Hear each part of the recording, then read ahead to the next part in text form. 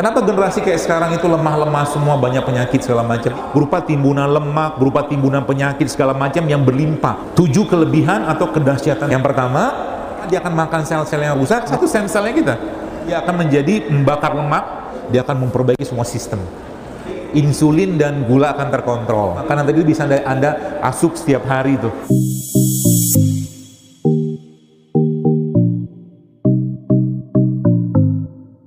Sekalian, apa yang kita makan sekarang ini akan membangun generasi ke depan. Kalau nyampah sekarang, maka generasi sekarang ke depan nanti gennya sampah semua. Ya. Coba Anda baca buku tentang baca tentang epigenetik, nutri epigenomik, itu jelas di situ sekarang. Kenapa generasi kayak sekarang itu lemah-lemah semua, banyak penyakit segala macam? Ya karena memang dimakan gak banyak gizinya. Gitu loh. Sayur jarang, buah jarang, air putih jarang, asam amino apalagi, puasa jarang, olahraga jarang. Ya sudahlah, buka pintu penyakit namanya. Kayak gitu loh. Ya, nah ini contohnya. Ini kita tambah sedikit menjelang jam 10. 7 kelebihan atau kedahsyatan puasa. Yang pertama, ya, ada satu proses dalam badan kita itu namanya autofagi. Autofagi itu tubuh akan memakan sel-sel yang rusak. Dia bisa kerja kalau apa? Kalau dikasih bahan baku yang pas. Ya, maka Ramadan saran saya nggak lagi tepung deh, tepung-tepungan.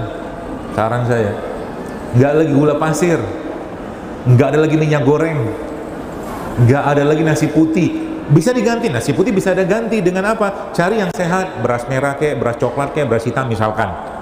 Minyak, atau Anda makan kentang juga boleh, atau mungkin Anda makan misalkan ubi-ubian kan boleh. Sama, karbo juga, tapi sehat. Ya, gula pasir Anda ganti sama apa? Biasakan dengan kurma dan buah-buahan. Kan panis juga. Kita butuh gula buahnya, bukan gula pasirnya. Seperti itu. Ya. Kemudian tadi minyak gorengnya. Kalau tetap pengen makannya digoreng, coba gorengnya pakai minyak kelapa. Ya jelas ya. Goreng pakai minyak kelapa. Lebih baik jangan digoreng. Coba jangan masukin minyak kelapa sebenarnya bagus, ya. Tapi kalau sering-sering juga kan lemak jenuh dia. Lebih baik Anda makan minyak yang masih sehat. Contohnya zaitun. Tadi kan ada zaitunnya tuh. Ada zaitunnya segala macam. Ya. Jadi autofagi itu bisa bekerja kalau apa? Dia akan makan sel-sel yang rusak dengan catatan apa? Ada bahan bakunya. Ada bahan bakunya. Kemudian stem cell. Jadi puasa adalah stem cell alaminya tubuh kita.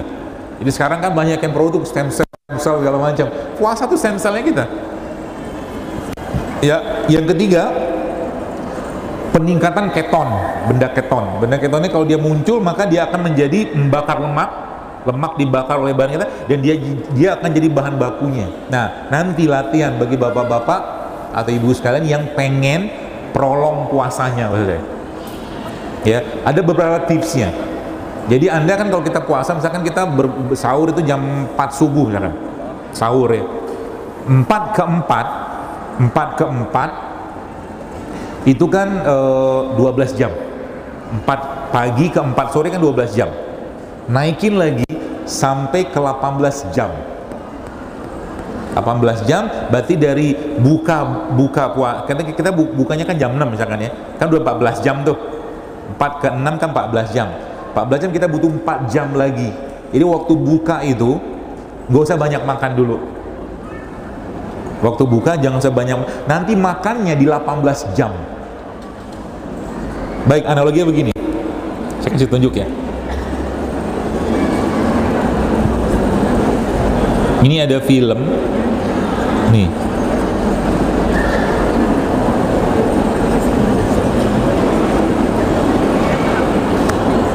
Ya, ini jadi puasa itu memberikan kesempatan badan kita untuk bakar lemak. Catatannya apa? Begini konsepnya. Lihat film dulu deh sebentar. Nanti saya jelaskan.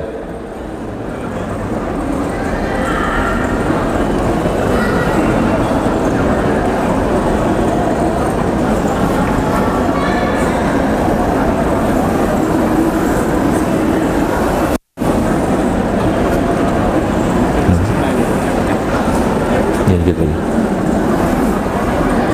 Nah, caranya begini, memahaminya. Udah selesai videonya. Jadi, kita punya mobil misalkan ya. Mobil ini full tanknya 40 liter misalkan. Nah, 40 liter ini maksudnya ada tangki cadangannya 10 liter. Ini tangki utamanya. Jelas ya? Tangki utama 30 liter, tangki cadangan berapa? 10 liter. Nah, pertanyaannya, bagaimana cara kita menggunakan tangki cadangan ini? Caranya misalkan kita, Bapak Ibu daran dari sini misalkan ke Tasik misalkan. Nah, supaya tangki cadangan dipakai, caranya gimana? Jangan berhenti rest area. Paham ya? Jangan berhenti rest area. Sebab Anda berhenti di rest area, masuk lagi ke tangki utama. Tubuh kita juga sama. Tangki cadangan kita ini apa? Lemak. Jadi tubuh kita itu punya reserve tanknya berupa lemak. Dia kalau dipakai powerfulnya luar biasa. Jadi waktu kita kan berbuka puasa misalkan, Anda makan kurma sudah dengan sunnah Nabi ya gitu kan, tapi nggak ada masuk makanan lagi sebentar, biarin tubuhnya karena nggak ada yang kan kita 12 jam tuh kan nggak ada masuk apa-apa kan, tapi kita masih banyak cadangannya di sini. Cadangan kita itu berupa apa? Berupa timbunan lemak, berupa timbunan penyakit segala macam yang berlimpah. Apalagi maaf kalau misalkan perutnya misalkan buncit misalkan gitu kan, atau mungkin pinggangnya, atau mungkin banyak lipatan. Itu canda tangki cadangannya banyak. Jelas ya? Ketika tangki cadangan banyak, jangan masukin di sini. Ini isinya apa sih? Gula kan? Jadi makan itunya pun batalin puasanya pun nanti pakai kurma secukupnya, jangan banyak-banyak. Karena kalau dia masuk lagi, dia memenuhi lagi tangki utama. Sedangkan kita judulnya mau mengakses ini, paham ya? Mengakses tangki cadangan. Sehingga caranya gimana? Minum air putih kalau kuat, hanya air putih. Karena nggak ada masuk gula, akhirnya apa? Dia switch ke tangki cadangan. Berapa lama? Beberapa yang saya coba pelajari itu ada yang 16 jam, ada yang 18 jam, ada yang 20 jam, atau ada yang 24 jam. Diprolong puasanya. Ya, diprolong puasanya. Ya, sibuk dengan apa? Kita sibuk dengan ibadah. Ya, nanti kapan makannya? Bisa jadi makannya nanti waktu sahur aja. Apa yang terjadi? Allahu Akbar. Laki-laki yang kayak begitu, Bapak sekalian, testosteronnya bisa naik langsung. Karena kalau sudah lemak dibakar sebagai bahan baku, dia akan memperbaiki semua sistem. Itu rahasianya badan kita. Allah udah menciptakan kayak begitu. Makanya puasa itu adalah bentuk detoksifikasi yang sudah Allah berikan kepada kita sejak zaman Nabi Adam. Coba baca ayatnya. A'udzubillahi minasyaitonirrajim. Ya ayyuhallazina amanu kutiba alaikumusiyam kama kutiba alal ladzina min qablikum. Kami syariatkan berpuasa sebagaimana orang dulu berpuasa, kata Al-Qur'an. Ya. Semua syariat ketika Rasul itu datang, syariat sebelumnya itu dihapuskan. Waktu Nabi Muhammad datang, syariat Nabi Isa dihilangkan, ganti dengan syariat Nabi Muhammad SAW. Tapi syariat puasa dari zaman dulu ada. Syariat puasa, syariat pernikahan dari zaman dulu ada. Kenapa? Badan kita sama sekalian. Ya, jadikan, maka saya sampaikan tadi, jadikan puasa ini sebagai bentuk detoksifikasi badan kita. Ya. Kemudian yang ketiga apa? Yang keempat, maaf. Jadi tubuh sekalian akan apa namanya? Mengadakan atau membuat apa kayak switching gitu loh tenaganya. Jadi energi kita itu di switching dari apa? Dari tangki cadangan. Tangki cadangan. Dan kelima, ya, apa yang terjadi? Insulin dan gula akan terkontrol. Jadi bentuk detoksifikasi hormon paling baik adalah puasa. Jadi bagi ibu-ibu nih yang mensnya bermasalah, ada banyak penyakit-penyakit, bapak-bapak juga sama, coba mulai rutinkan atau jadikan Ramadan ini sebagai bulan untuk bersih-bersih badan. Ya, tapi kita tidak melakukan Ramadan atau kita tidak melakukan puasa Ramadan untuk sehat, enggak. Kita melakukannya karena diwajibkan, karena ketaatan, ya.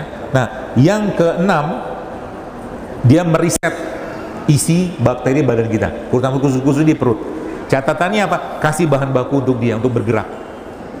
Contoh tadi, makanan tadi bisa Anda asup setiap hari itu di Ramadan.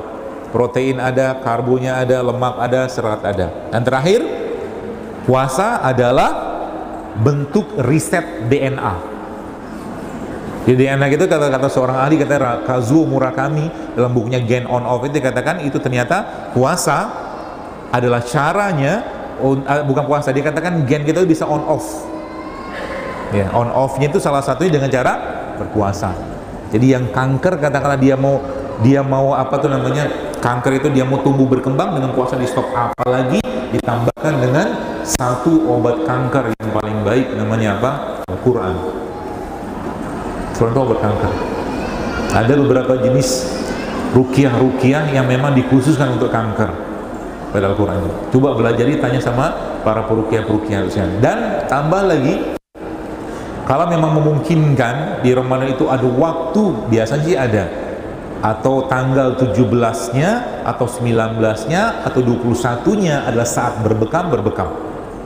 Apakah berbekam membatalkan puasa? Kalau sampai lemes, iya.